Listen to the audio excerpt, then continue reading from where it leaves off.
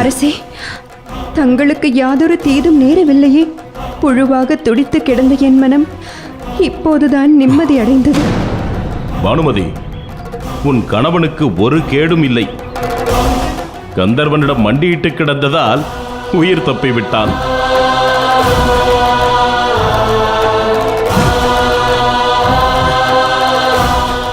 பீமா, நம்மை தஞ்சம் அடைந்தவர்களை இகழ்வது அழகல்ல. சக்கரவர்த்தி தன் மாண்பை இன்னும் இழக்கவில்லை. சக்கரவர்த்தி அவர்களுக்கு என் நன்றிகள். நான் இப்பொழுது சக்கரவர்த்தி அல்ல, மனசாட்சி உள்ள மனிதன், அவ்வளவே. அதனால்தான் தங்களின் நோக்கம் அறிந்தும் தாங்கள் யாவரையும் காக்க எனது தம்பிகளுக்கு கட்டளையிட்டேன். அது தங்களின் பெருந்தன்மை இல்லையா துச்சாதனா? துரியோதனா, நான் உனக்கு மூத்தவன் என்ற முறையில் உரைக்கிறேன், கேட்டுக்கொள். இது போன்ற சாகசங்களை இத்துடன் நிறுத்திக்கொள். இல்லையே அது உன் மூச்சை நிறுத்திவிடும். அத்தினாபுரத்தை ஆளும் கடமை உனக்கு இருக்கிறது.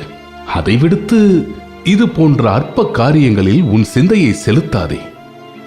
எம்மோடு மோதுவதுதான் உனக்கு உவப்பான காரியமென்றால் அதற்கான காலம் கனியும் வரை காத்திரு. இப்போது நீ உன் நாட்டிற்கு புறப்படு. என் அன்பிற்குரிய பெரியப்பாவையும் பெரியம்மாவையும் நலம் விசாரித்ததாக சொல். நான் அத்தினாபுரத்தின் அரசன்.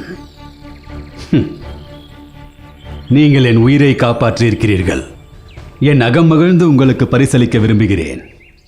என்ன பரிசு வேண்டும்? கேளுங்கள்.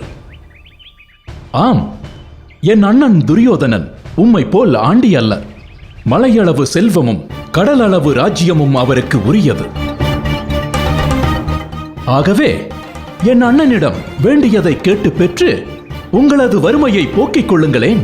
வறுமை அவரவர் மனதில் உள்ளது. கந்தர்வனிடம் நீங்கள் மண்டியிட்டு கடந்த போது உங்கள் ராஜ்யமும் செல்வமும் எங்கே போனது? அவற்றை உமக்கு தானமாக கொடுத்தது என் கணவர்களின் வீரம். ஆகவே நீங்கள் புறப்படலாம். விஷயம் அதுவல்ல. அம்மையார் ஒன்றை புரிந்து கொள்ளாமல் பேசுகின்றீர். இந்த ராஜ்யத்தின் அரசன் துரியோதனன். நீங்கள் யாவரும் குடிமக்கள். மன்னனின் உயிரை காக்கும் கடமை ஒவ்வொரு குடிமகனுக்கும் உள்ளது. அதையே தங்கள் கணவர்கள் ஆற்றி உள்ளார்கள். இதில் நீங்கள் பெருமைப்படவோ நாங்கள் சிறுமைப்படவோ ஏதுமில்லை. ஆகவே மன்னன் கொடுக்கும் பரிசை சிரம் தாழ்த்தி ஏற்றுக்கொள்வதே உமக்கு நல்லது. அண்ணா, பார்த்தீர்களா இவர்கள் ஆணவத்தை? பீமா, நீ சற்று பொறுமையாக இரு. பரிசளிக்காமல் எந்த உதவியும் நான் ஏற்றுக்கொள்வதில்லை. ஆகவே நான் அளிக்கும் பரிசை நீங்கள் ஏற்றுக்கொண்டுதான் ஆக வேண்டும். அப்படியானால் சந்தர்ப்பம் வரும்போது நான் வேண்டியதை தங்களிடம் கேட்டு பெற்றுக்கொள்கிறேன். இப்போது நீங்கள் நலமோடு சென்று வாருங்கள். சரி, தர்மன் இத்தனை உறுதியோடு சொல்லும்போது நாம் என்ன செய்வது? வாருங்கள், புறப்படலாம். வழியில் செல்லும் போது வாளை சுருட்டிக் கொள்ளுங்கள்.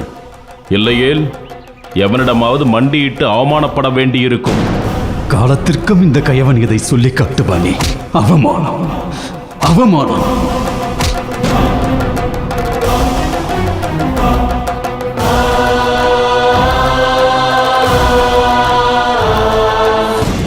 பானுமதி, உன் கவலை தீர்ந்ததா?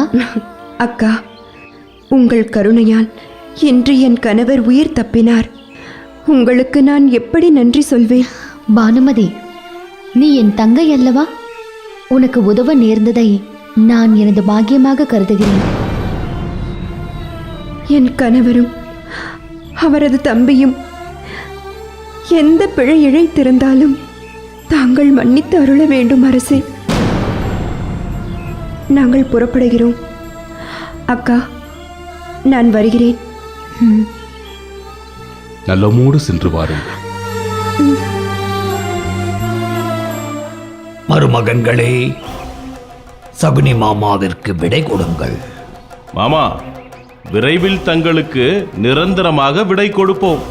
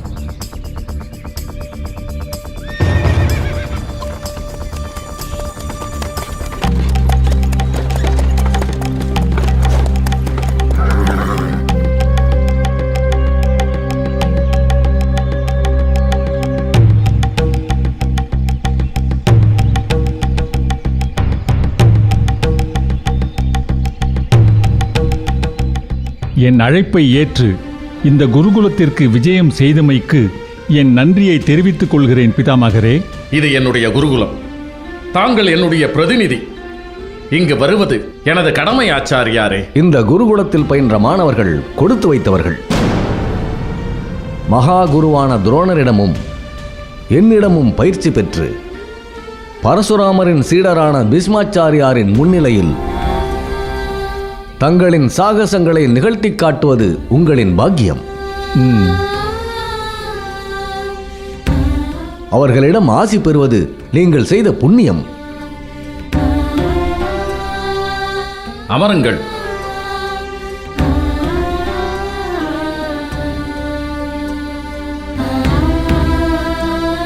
பிதாமகரே, தாங்கள் அனுமதி அளித்தால் அஸ்திர பயிற்சியின் நிறைவு விழா போட்டியை துவங்கலாம். முதலாவது மாணவன் தனது போட்டியை துவங்கலாம்.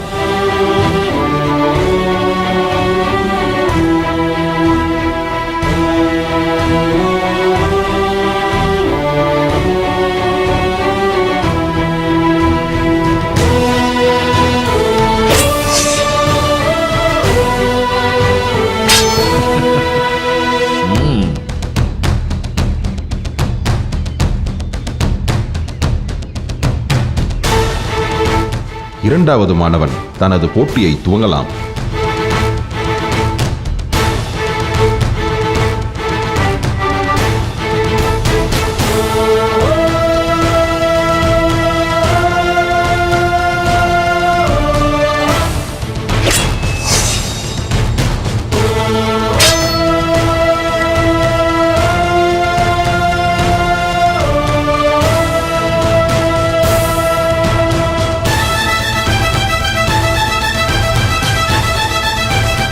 மூன்றாவது மாணவன் தனது போட்டியை துவங்கலாம்.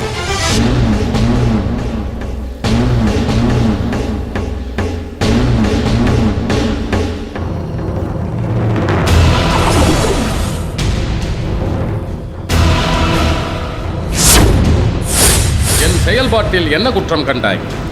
திருமணம் செய்ய மாட்டேன் என்று பொய் சபதம் கூறி சுயம்பர மண்டபத்தில் புகுந்து ஒரு மணமகளின் கையை பற்றி இழுத்து நீசத்தனம் செய்தாய். பகல் வேஷக்காரன் நீ.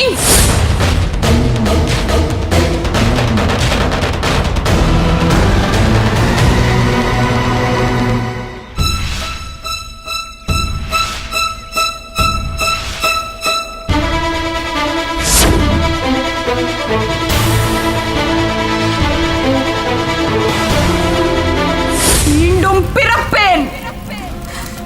உன்னை அழிக்கவே அவதாரம் எடுப்பேன்.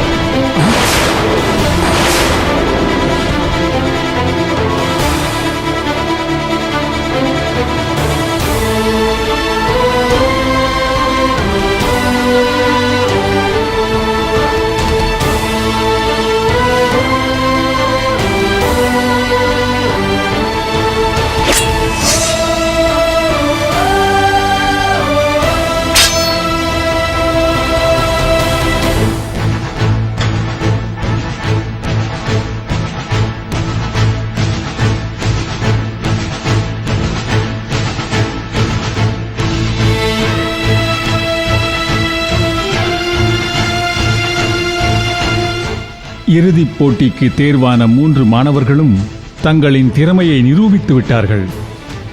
இதில் சிறந்த மாணவனை தாங்கள்தான் தேர்ந்தெடுக்க வேண்டும்.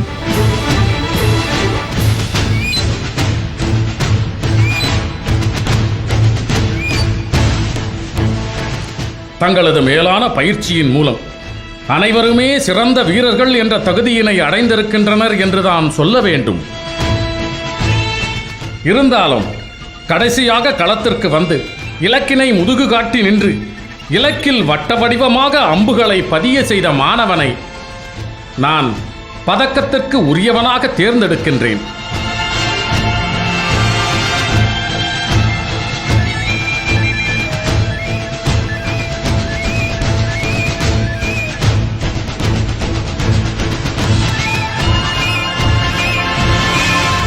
வீரனை, உன் திறமை என்னை வியப்பில் ஆழ்த்தியது. வீரத்தை வெளிப்படுத்த வேண்டும் என்ற விருப்பம் உள்ளவனால் மட்டும்தான் இப்படி அசாத்திய திறமையை பெற முடியும். வீரத்துடன் இணைந்து ஆவேசம், ஒரு வெறி, வேகம், லட்சியம் கொண்டவனால் மட்டுமே இத்தகைய செயற்கரிய செயல் திறமையை பெற முடியும்.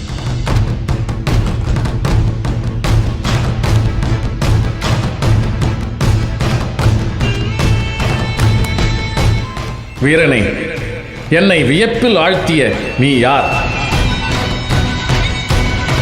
வீரனை, யார் நீ? சிக்கண்டி.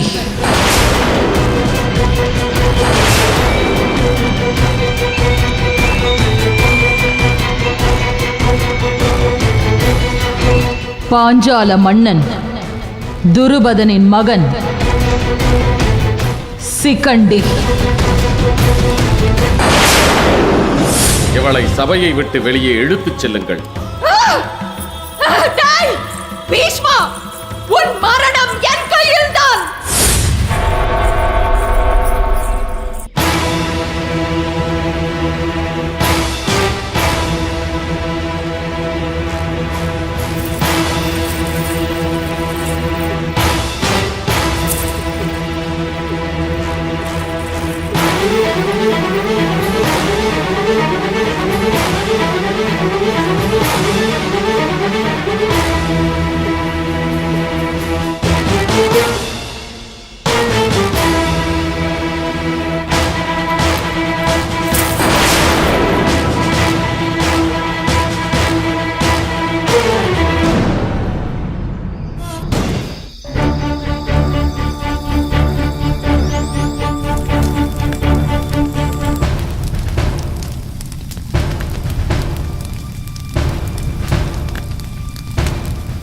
நண்பா துரியோதனா, என்ன சொல்கிறாய்? அதை எப்படி என் திருவாயால் சொல்வேன்? ஐயகோ, அதை சொல்லவே என் நா கூசுகிறதே. ஆனாலும் உண்மையை உரைக்கத்தானே வேண்டும். என் ஜென்ம சத்துருக்களான பாண்டவர்களே எனக்கு உயிர் பிச்சை அளித்து அந்த கந்தர்வனிடமிருந்து என்னை காப்பாற்றினார்கள்.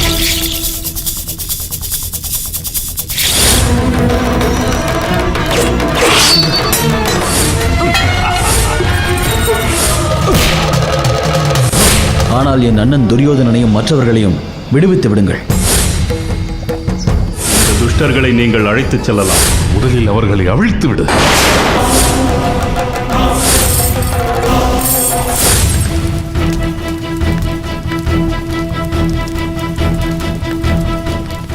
துரியோதனா, உனக்கா இப்படி ஒரு சோதனை?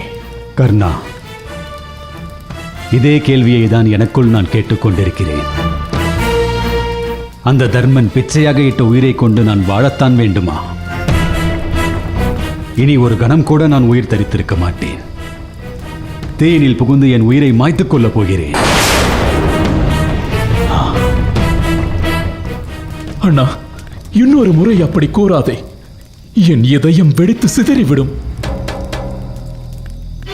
மருமகனே, சத்திரியனுக்கு போரில் வெற்றியும் தோல்வியும் இயல்பானது என்பதை நீ அறிய மாட்டாயா? அறிவேன் மாமா. ஆனால்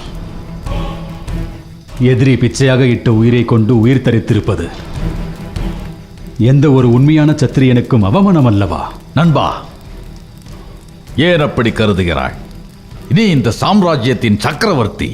சக்கரவர்த்தியை காக்க வேண்டியது குடிமக்களின் கடமை. தர்மன் குடிமக்களில் ஒருவன். ஆகவே அவன் தன் கடமையை செய்திருக்கிறான். இது எப்படி உயிர் பிச்சை கொடுத்தலாகும்? கர்ணன் சொல்வதுதான் சரி. நாட்டின் குடிமக்களுக்கு அரசனின் உயிரை காக்கும் கடமை இருக்கிறது. பாண்டவர்கள் உன் உயிரை காக்க கடமைப்பட்டவர்கள். இது குறித்து நீ கலங்குவது சரியல்ல. அதற்காக உயிரை மாய்த்துக் கொள்வதாக சொல்வது முட்டாள்தனம். பாண்டவர்கள் என் குடிமக்கள் என்றால் நான் பரிசளிக்க முன்வந்த போது அதை அவர்கள் ஏற்றுக்கொண்டிருக்க வேண்டும் அல்லவா? அந்த ஆணவம் பிடித்த தர்மன் நான் அளிக்க முன்வந்த பரிசை ஏற்க மறுத்தான். அப்படி என்றால் என்ன பொருள்? நான் தானமளிக்க தகுதி அற்றவன் என்பதுதானே அதன் பொருள்? இல்லை அரசே, அவர்களின் பெருந்தன்மையை நீங்கள் தான் தவறாக புரிந்து கொண்டீர்கள். எல்லாம் உன்னால் நேர்ந்தது. அந்த கந்தர்வனின் கையால் செத்து மடிந்திருந்தாலே எனக்கு கீர்த்தி கிடைத்திருக்கும். ஆனால் நீயோ அந்த ஈனர்களின் காலில் விழுந்து என் உயிரை காக்கும்படி மன்றாடி இருக்கிறாய். அதனால்தான் பாண்டவர்கள் பிச்சையாக கொடுத்த உயிரை சுமந்து கொண்டு இங்கே நிற்கிறேன். இனி நான் உயிர் வாழப் போவதில்லை. பாண்டவர்கள் பிச்சையாக இட்ட உயிரை மாய்த்துக் கொண்டால் மட்டுமே என் பிறப்பிற்கான உண்மை விளங்கும். அண்ணா, உன்னை பிரிந்து நான் எப்படி இருப்பேன்? என் நிலையை யோசித்து பார்த்தாயா? துச்சாதனா, நீயே இனி அத்தினாபுரத்தின் அரசன். சீரும் சிறப்புமாக இந்த நானிலத்தை ஆள வேண்டும். நாட்டு மக்களுக்கு யாதொரு குறையுமின்றி ஆட்சி செய்ய வேண்டும். மதியுக மந்திரியான நம் மாமா உனக்கு துணை நிற்பார். வீரத்தின் ரத்தினமான என் கர்ணனும் உனக்கு துணை நிற்பான். இப்போது என் உயிரை துறக்க நான் ஆயத்தமாகிறேன். அண்ணா, அப்படி நேரக்கூடாது. பூமி வெடிக்கலாம், ஆகாயம் துண்டு துண்டாக சிதறலாம், சூரியன் தன் ஒளியை இழக்கலாம். ஆனால் நீ இல்லாமல் நான் இந்த பூமியை பரிபாலனம் செய்ய மாட்டேன். நீயே நம்முடைய குலத்தில் 100 ஆண்டுகளுக்கு மேல் அரசனாக இருக்க வேண்டும். தயை செய் அண்ணா, தயை செய் அண்ணா, தயை செய். தயை செய்ய வேண்டும் அண்ணா, தயை செய்.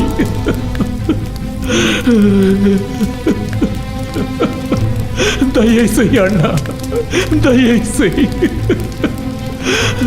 தயை செய்ய வேண்டும் அண்ணா. அண்ணா, தயை செய் அண்ணா.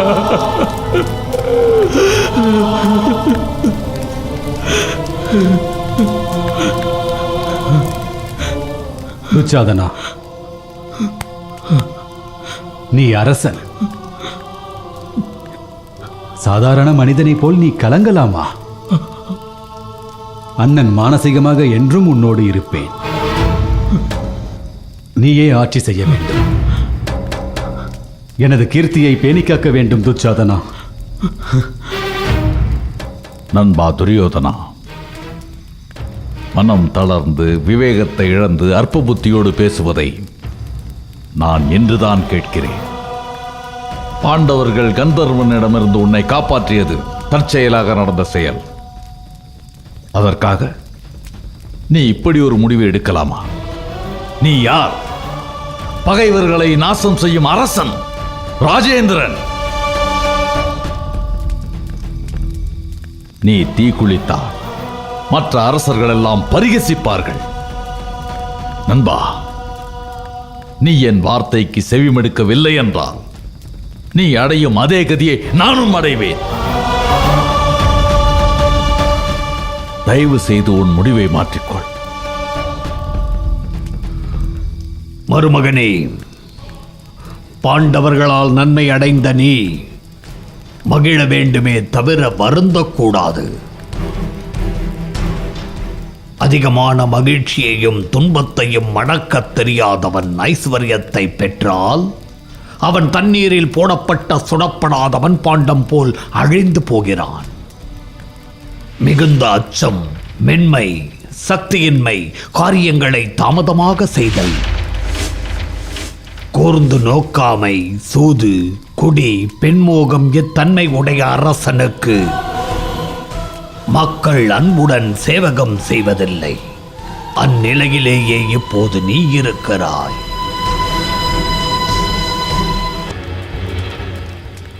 மாமா, நீங்கள் 1000 கூறினாலும் அதை நான் ஏற்கப் போவதில்லை.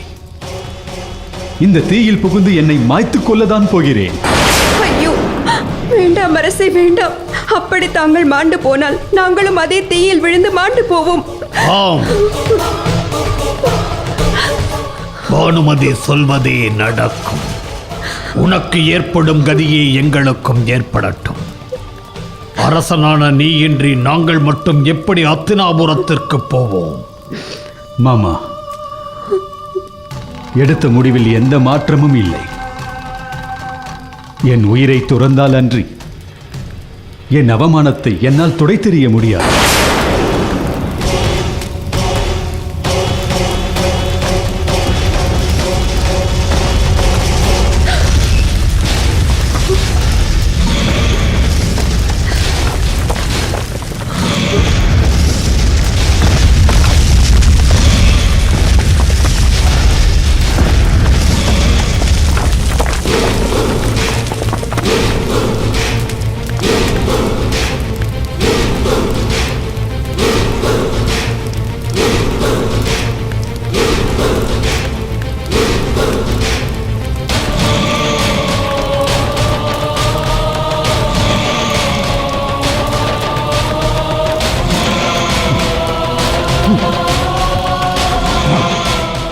யாரங்கே?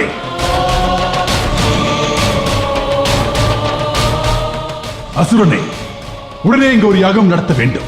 அதற்கான ஏற்பாடுகளை செய். தைத்தியரே, என்ன வாயிற்று? திடீரென்று யாகம் நடத்த என்ன தேவை வந்தது? அசுரர்களின் கீர்த்தியை வானுயிர உயர்த்த பிறந்தவன் துரியோதனன். அவன் நெருப்பில் பாய்ந்து உயிரை மாய்த்துக் கொள்ள நினைக்கிறான். ஈசனின் படைப்பான அவன் மாண்டுவிடக் கூடாது. அவன் மாண்டுவிட்டால் அசுரர்களின் பலம் குறைந்துவிடும், தேவர்களின் பலம் ஓங்கிவிடும். அவ்வாறு நடந்துவிடக் கூடாது. அதை தடுத்து நிறுத்த வேண்டும். அதற்காக உடனே இங்கு ஒரு பேயை உருவாக்க வேண்டும். இதோ இப்போதே சென்று யாகத்திற்கு உண்டான ஏற்பாடுகளை தொடங்குவோம். செல்.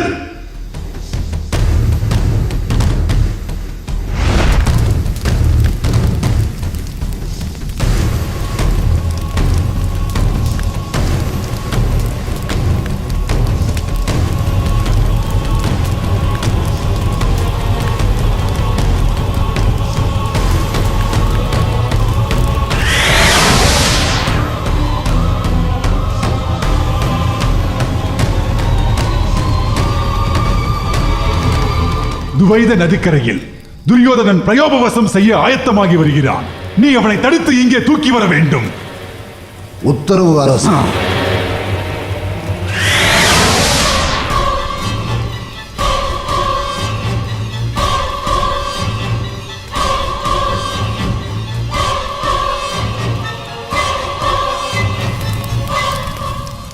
வேண்டாம் அரசே, நான் சொல்வதை சற்று செவி மடுத்து கேளுங்கள்.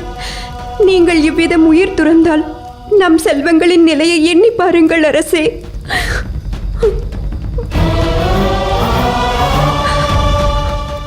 யாரை பற்றியும் எண்ணி பார்க்கும் நிலையில் நான் இப்போது இல்லை.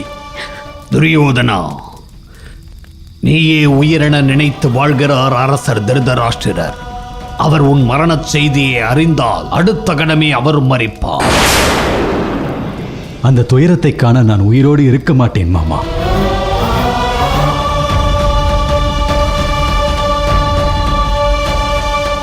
நண்பா, இந்த நாடும் நாட்டு மக்களும் உன்னையே நம்பி இருக்கிறார்கள். அவர்களை நிர்கதியில் நிறுத்தலாமா?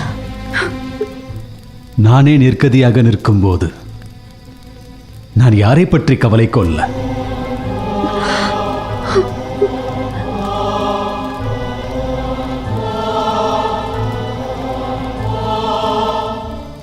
அண்ணா, உன்னை இழந்து நான் என்ன செய்வேன்?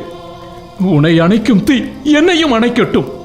உன் உயிரை குடிக்கும் அந்த யமன் என் உயிரையும் குடிக்கட்டும். விதி அதுவானால் அதை தடுக்க நான் யாரடா துச்சாதனா? அண்ணா துரியோதனா அண்ணா வேண்டாம் வேண்டாம் அண்ணா துரியோதனா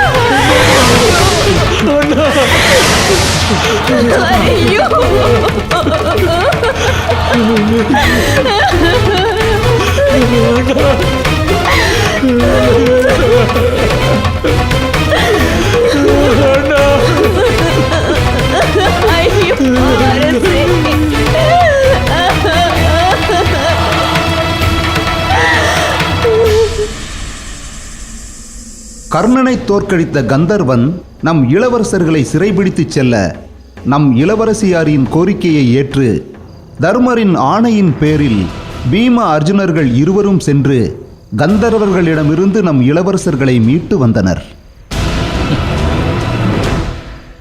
பாண்டவர்களின் மாண்பை பற்றியும் வீரத்தை பற்றியும் பலமுறை எடுத்துக் கூறினேன். கர்ணனை நம்பி தோல்வியை தழுவிய துரியோதனன் இனிமேலாவது பாண்டவர்களை பற்றி புரிந்து கொண்டால் சரி.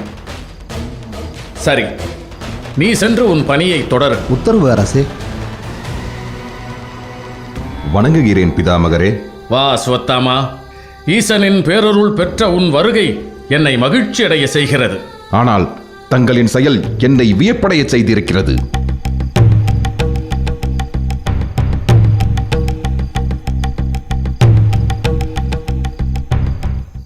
செயலா? நான் வழக்கமான அலுவல்களைத்தான் கவனித்து வருகிறேன். புதிதாக ஏதும் செயல் புரிந்ததாக என் நினைவில் இல்லையே.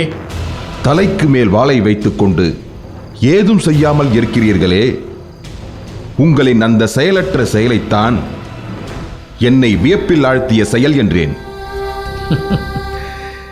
என் தலைக்கு மேல் எமனே இருந்தாலும் கூட அவனால் ஒன்றும் செய்ய முடியாது, வேடிக்கை பார்ப்பதைத் தவிர. ஆமாம், நீ எதை பற்றி சொல்கிறாய்? யாரை பற்றி சொல்கிறாய் என்று கேளுங்கள். சிகண்டி. தலைக்கு மேல் தொங்கும் வாள் என்று நான் கூறியது இப்போது தங்களுக்கு புரிந்திருக்கும் என்று நான் நினைக்கிறேன்.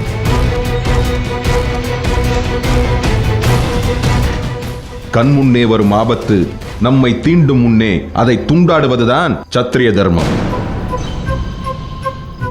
நம்மை கொல்ல பாய்ந்து வரும் சிங்கத்தை கிழித்து சின்ன பின்னமாக்குவதுதான் சத்திரிய தர்மம்.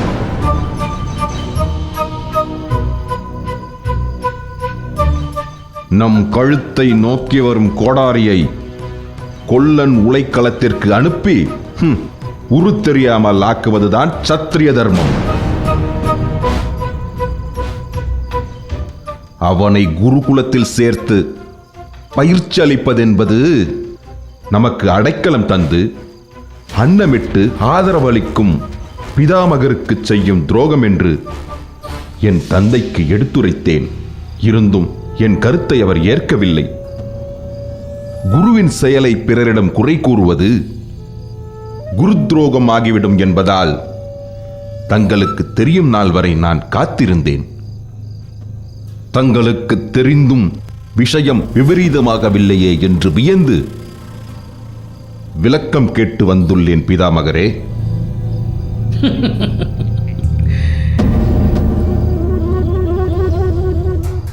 அஸ்வத்தாமா, நீ என் மேல் கொண்ட அன்பு, என் உயிரின் மேல் நீ காட்டிய அக்கறை என்னை மகிழ்ச்சி அடைய செய்தது. ஆனால் எனக்கு சத்திரிய தர்மத்தை போதித்த உன் செயல் என்னை கோபத்தின் உச்சிக்கே சென்று நிறுத்தி இருக்கிறது. முதலில் நீ ஒன்றை சரியாக புரிந்து கொள்ள வேண்டும் அஸ்வத்தம்மா. சிகண்டி சீரும் சிங்கம் அல்ல, பதுங்கும் சிறு எலி. அவள் கூறிய கோடாலி அல்ல, முனை மடங்கிய சிறு உளி.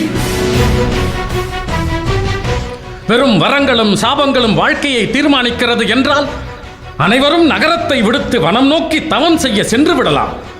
வரம் பெற்றதால் சிகண்டி பலி இடுபவனும் அல்ல, சாபம் பெற்றதால் பீஷ்மன் பலியாடும் அல்ல.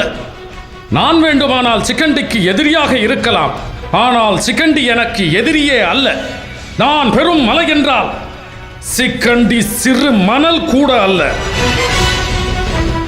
இதை புரிந்து கொண்டதால் தான் உன் தந்தை சிக்கண்டிக்கு தனுர்வித்தையை கற்றுக் கொடுத்தார். இதை புரிந்து கொள்ளாததால் தான் நீ எங்கள் மீது குறை கூறுகிறாய் என்பதை முதலில் புரிந்து கொள்ள வேண்டும்.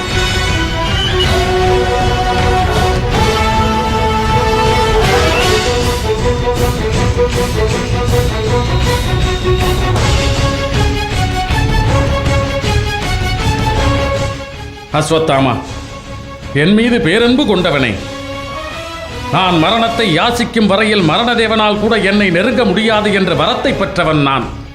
என் வரம் பெரிதா, சிக்கண்டியின் வரம் பெரிதா என்பதை நீயே முடிவு செய்து கொள்.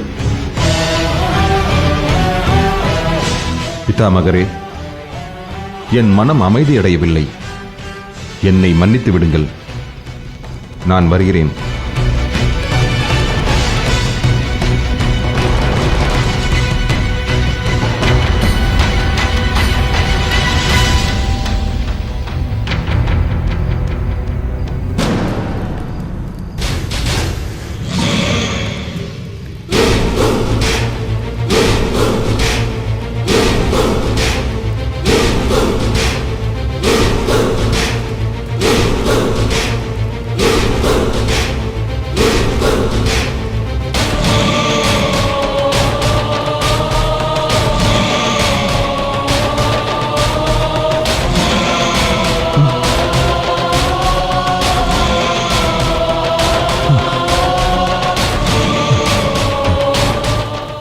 நான் இன்னும் மறிக்கவில்லையா? துரியோதனா, நீ மரிக்க பிறக்கவில்லை, சத்திரியர்களை மரிக்க பிறந்தவன். யார் நீங்கள்? இப்பொழுது நான் எங்கே இருக்கிறேன்? நீ வரவேண்டிய இடத்திற்கு சரியான நேரத்தில் தான் வந்திருக்கிறாய். கவலைப்படாதே. என்னை எதற்காக இங்கே அழைத்து வந்தீர்கள்? நீங்கள் யார்? நான் தைத்திரியன், அசுரர்களின் அதிபதி. நான் மரணத்தை தழுவ நினைக்கிறேன், உயிர் வாழ விரும்பவில்லை. என்னை எதற்காக இங்கே கொண்டு வந்தீர்கள்? துரியோதனா, பாரத குலத்தை தாங்குபவனே, பிரயோபவேசம் செய்ய துணியலாமா? அது கீழான காரியம் என்றோ? தற்கொலையை செய்ய முயல்பவன் கீழான கதையை அடைகிறான். அபகீர்த்தியும் நிந்தையும் அவனுக்கு ஏற்படும். உன்னை போன்ற புத்திமான்கள் இது போன்ற சத்துருவிற்கு சாதகமான செயல்களையும் இது போன்ற தீமையான காரியங்களையும் செய்யலாமா? இல்லை, என் சத்ருவின் இரக்கத்தினால் பிழைத்த நான் உயிர் வாழ விரும்பவில்லை. அத்தினாபுரத்தின் அரசே, தர்மம், அதர்மம், சுகம் ஆகியவற்றை அழிப்பதும் பகைவனின் மகிழ்ச்சியை வளர்ப்பதுமான இச்செயலை இத்தோடு தவிர்த்துவிடு. உன் பிறப்பிற்கான ரகசியத்தை கூறுகிறேன். அதை கேட்டு அச்சத்தை தவிர்த்து ஆண்மைக்குள். என் பிறப்பின் உண்மையா? என்ன கூறுகின்றீர்? ஆம், பிறப்பின் உண்மைதான் துரியோதனா. உன் தெய்வத்தன்மையும் சரீரத்தின் ரகசியத்தையும் நீ அறிந்தால் நீ கலங்க மாட்டாய். எனக்கு ஏதும் விளங்கவில்லையே. விளங்கும்படி கூறுகிறேன். முற்காலத்தில் மகேஸ்வரனிடமிருந்து நாங்கள் உன்னை எங்கள் தவ வலிமையால் பெற்றோம். உன் உடம்பில் தாவிக்கு மேல் பாகம் வஜ்ர குவியலால் அமைய பெற்றிருக்கிறது. அஸ்திர சஸ்திரங்களால் விளக்க முடியாதவையாக அது அமைக்கப்பட்டிருக்கிறது.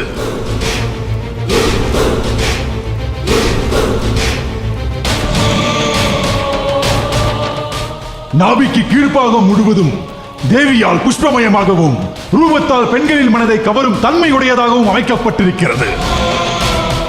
ராஜசிரஷ்டனே, நீ தெய்வத்தன்மை உடையவன். நீ மனிதன் அல்ல. உன்னுடைய தேகம் தேவன் தேவி ஆகிய இருவரால் அமைக்கப்பட்டது. மகாசூரனான பகதத்தரும் மகாவீரரான தானவரும் உன்னுடன் இருக்கிறார்கள். உனக்கு அச்சம் வேண்டாம், துயரம் வேண்டாம். உன்னுடைய பகைவர்களை அவர்கள் கொன்று குவிப்பர். தாங்கள் சொல்வதெல்லாம் உண்மையா? அந்த ஈஸ்வரன் மீது ஆணையாக கூறுகிறேன். ஈஸ்வரனின் அம்சம் நீ. உன்னை காக்க அசுரர்கள் பீஷ்மர், துரோணர், கிருபர் மீது பிரவேசிக்க போகின்றனர். அசுரர்கள் பிரவேசித்த முதலானோர் கருணையை விடுத்து உனக்காக போர் புரிவார்கள். சகோதரன், தந்தையர், இளைஞர், முதியோர் என யாவரையும் கொன்று குவிப்பர். அசுரர்கள் பிரவேசித்த கௌரவர்கள் அன்பற்றவர்கள் ஆகி உறவினர்களையும் கொன்று குவிப்பர். அப்படியா? ஆமரசே, அசுர ராட்சச கூட்டத்தினர் மிகவும் பராக்கிரமம் உடையவர்களோடும் போர் புரிவர். நீ அர்ஜுனனை கண்டு அஞ்சுகிறாய். ஆனால் அர்ஜுனனை கொல்லும் உபாயம் உனக்குள் அமைய பெற்றிருக்கிறது. என்ன உபாயம் அது? கிருஷ்ணனால் கொல்லப்பட்ட நரகனின் ஆத்மா கர்ணனின் மூர்த்தியை அடைந்திருக்கிறது. கர்ண வடிவிலான நரகன் பழைய பகையை தீர்த்துக் கொள்ள நிச்சயம் அர்ஜுனனை கொல்வான். இது நடக்குமா? நீ உயிரோடு இருந்தால் அது நடக்கும். நீ இறந்து விட்டால் எங்கள் பலம் குறைந்துவிடும். எக்காரணத்தை கொண்டும் தைரியத்தை இழந்து விடாதே. அசுரர்களாகிய எங்களுக்கு நீயே கதி, தேவர்களுக்கு பாண்டவர்களே கதி. துரியோதனா, உனக்கு வெற்றி உண்டாகட்டும். மகிழ்ச்சியோடு சென்று வா. பேயே, துரியோதனனை துவைத நதிக்கரையிலே கொண்டு போய்விடு. உத்தரவு அரசே.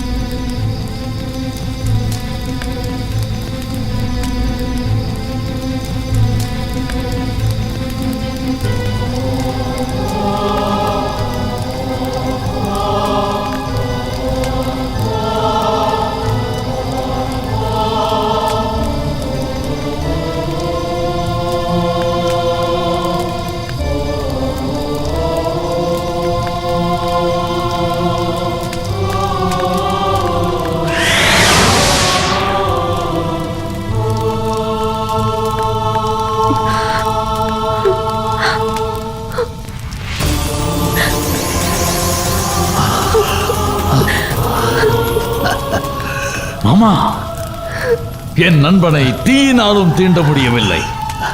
ஆச்சரியம்தான். உடனே அவனை வெளியே அழைத்து வருவோம். அண்ணா, அண்ணா, தீயிலிருந்து வெளியே வாருங்கள். உங்களை மாய்க்க அந்த அக்னி தேவனே சம்மதிக்கவில்லை. வாருங்கள் அண்ணா.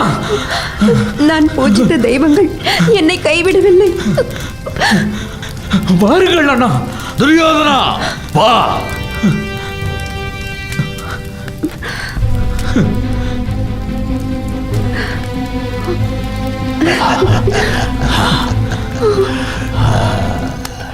நண்பா, நீயே இப்படி செய்யலாமா?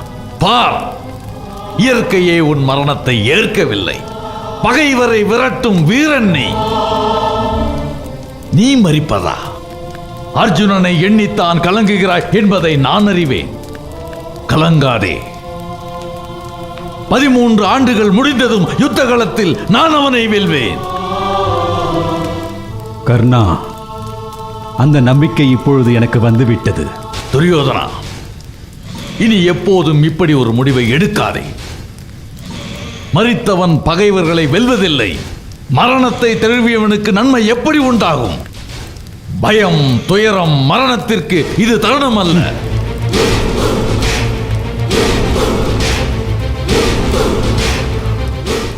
மருமகனே, உன்னை மாவீரன் என்று நினைத்திருந்தேன். ஆனால் நீயோ தற்கொலைக்கு முயன்று என் நம்பிக்கையை பொய்யாக்கிவிட்டாய். மாமா, இந்த துரியோதனன் புதிதாக பிறந்தவன். தன் ஆற்றலையும் பிறப்பின் நோக்கத்தையும் உணர்ந்தவன். அவனிடமிருந்து இனி இப்படி ஒரு சிந்தனை உதிக்கவே உதிக்காது. அண்ணா, உன் பேச்சும் செயலும் வியப்பாக இருக்கிறதே. எங்கிருந்து வந்தது இப்பெரும் நம்பிக்கை? எனக்குள் நானே கண்டெடுத்தது. நாம் இனிமேல் ஒரு கணம் கூட இந்த வனத்தில் தங்கி இருக்க வேண்டாம். வாருங்கள், ஹத்தினாபுரம் புறப்படலாம். அதுவும் சரிதான். நாம் உடனே நாடு திரும்புவதே நமக்கு நல்லது. துரியோதனா, நாம் புறப்படுவோம். இங்கே நடந்த யாவற்றையும் நாம் மறந்து விடுவோம். யாரும் எதுவும் மறக்க வேண்டாம். நினைவே சத்துருவை பழிவாங்க சரியான வழி. ஆகவே நினைவில் நிறுத்துங்கள். நாம் பட்ட அவமானத்தை நினைவில் நிறுத்துங்கள். அனைத்திற்கும் சேர்த்து யுத்த களத்தில் பழி தீர்ப்போம். பாண்டவர்களை அழிப்போம்.